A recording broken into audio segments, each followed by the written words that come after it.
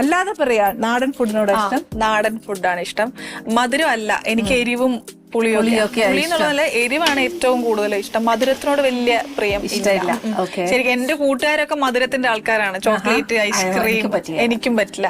അനുവിനെ കണ്ടാ പറയും ചോക്ലേറ്റ് ഒന്നും പറ്റിയല്ല, പക്ഷെ എന്നെ കണ്ടാ പറയല്ല. പക്ഷെ ഞാൻ പറയുക, എനിക്കും ഈ പറഞ്ഞ പോലെ ഇച്ചിരി എരിവും പുളിയും ഒക്കെ തന്നെയാ ഇഷ്ടം. അതുകൊണ്ട് ഇപ്പൊ ഞാൻ പ്രത്യേകിച്ച് വേറെ ഒന്നും ഉണ്ടാക്കുന്നില്ല. ഞാനിപ്പോ വന്നതൊന്ന് വിളമ്പി.